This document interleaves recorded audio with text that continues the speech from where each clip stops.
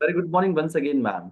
In this particular session, that we are just going to observe 15 plus general communication statement, which is being useful for what purpose that whenever we are organizing any of the program at our home or going to attend any of the program at anywhere, we can use the following kind of statements for general communication. Okay, right, fine, please, ma'am.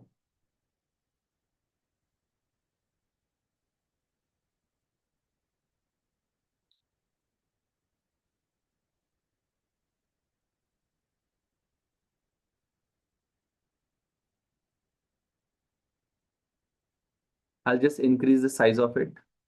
If you feel that, ki, sir, I'll just take the screenshot, no issues. Take it by your own.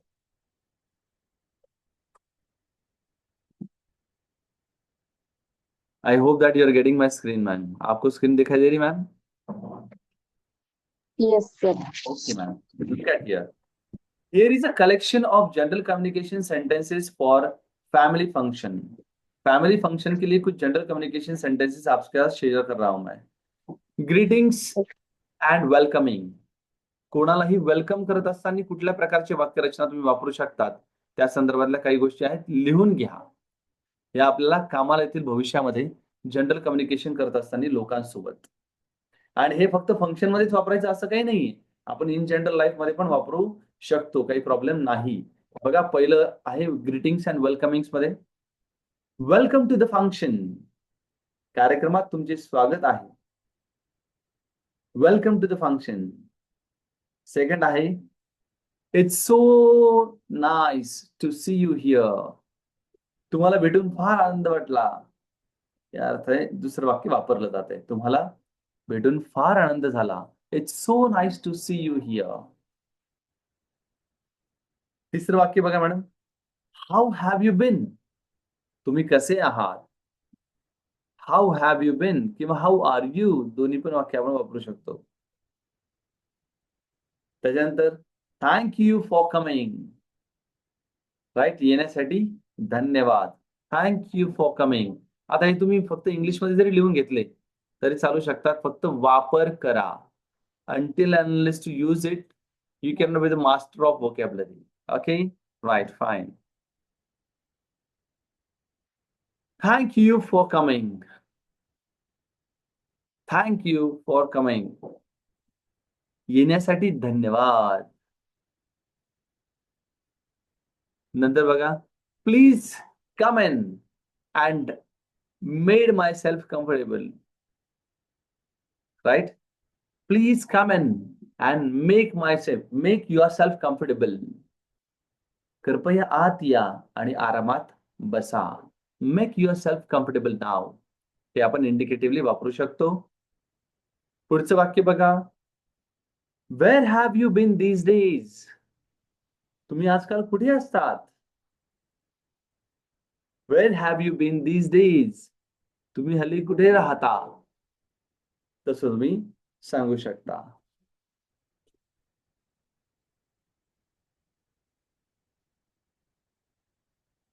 Then sentence number 7. It's been a long time since we met. किती दिवस झाले ना आपल्याला भेटून. बरेच दिवस झाले ग आपण भेटलोच नाही. असं जेव्हा आपण बोलतो ना तेव्हा हे कॉमन वाक्य वापरलं जातं. It's been a long time. Switch. Sorry, it's been long time since we mate.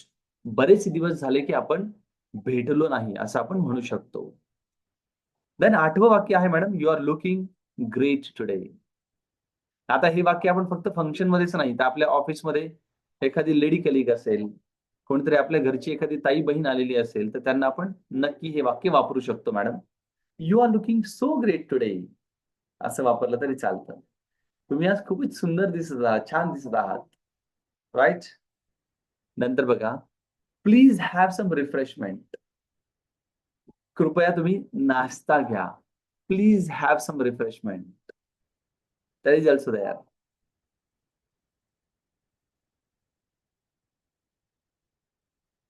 Then अजून एक 5 वाक्य आपण घेणार आहोत मॅडम.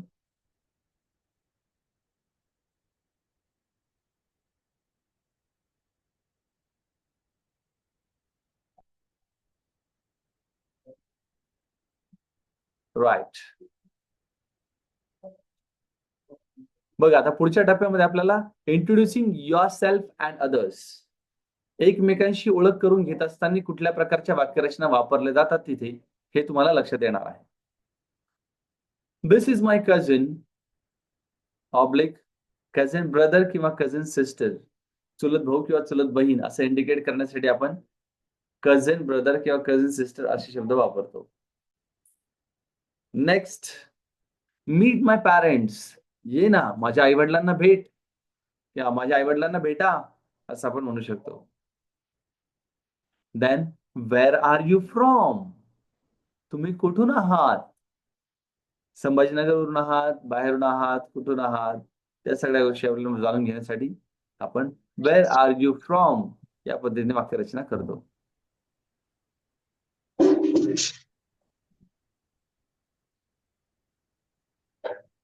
त्याच्यानंतर शेवटचे 2 वाक्य, दिस इज माय फ्रेंड, हा माझा मित्र किंवा मैत्रीण आहे.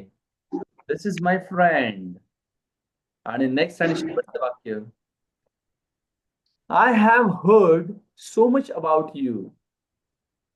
हर्ड वापरलेलं आहे, थर्ड फॉर्म वापरलाय. I have heard so much about you, मी तुमच्याबद्दल बरंच काहीतरी ऐकलं आहे असं पण आपल्याला याच्यामधून दिसतं की या पद्धतीने आपण वापरू शकतो, बोलू शकतो.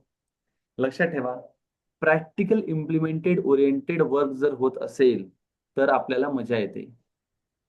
नाहीतर निसर्ग चाललंय, रोज क्लास चाललाय आणि बाकी काहीच होत नसेल तर मग त्याचा काही उपयोग होणार नाही. त्यामुळे आपल्याला प्रॅक्टिकली करा मॅडम.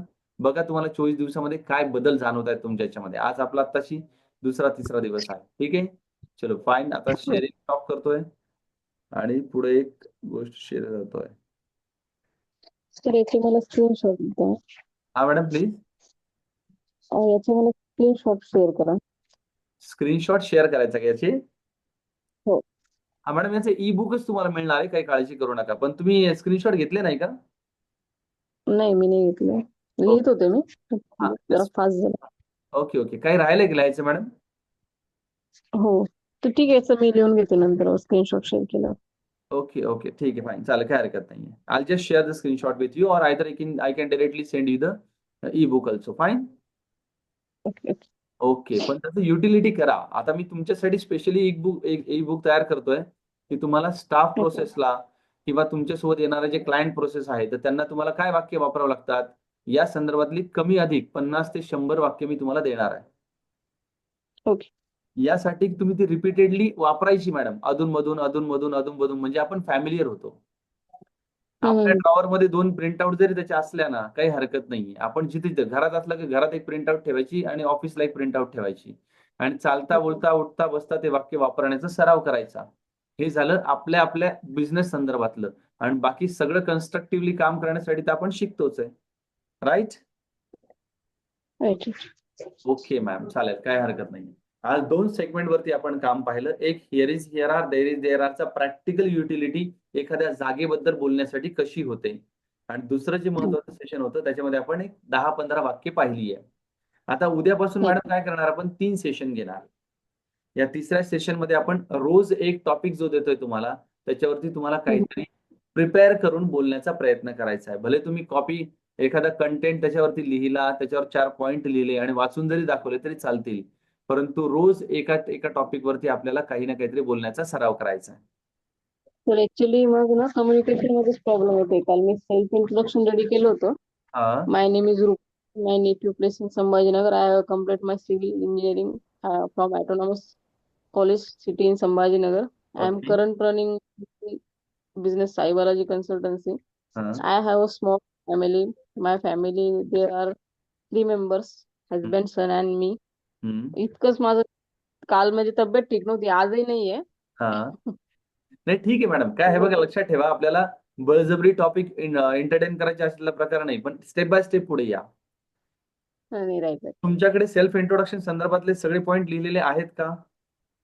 हो. नाही, तुम्ही मला सेंड पण करा, मी परत एकदा रिपीट रिव्हिजन करेन. हा, तर तुम्हाला तेच सांगतोय मी की तुम्हाला व्हिडिओ पाठवलाय बघा मी, ज्याच्यामध्ये प्रिपेअर करून घेतलंय तुमचं, राईट? तर त्या व्हिडिओला फक्त व्हिडिओला फक्त क्लिक करा आणि फॉरवर्ड करून तुमचं लिहून घ्या फटाफट फटाफट फटाफट. आणि हा, लिहून झाल्याच्या नंतर त्याचा एक फोटो काढून मला पाठवा. त्याच्यात जर काही ओके. चुका असतील, त्यात जर काही चुका असतील, तर त्याला आपण पॉलिश करून घेऊ. मग पॉलिश केल्याच्या ओके. नंतर त्याला आपण लर्न करूया.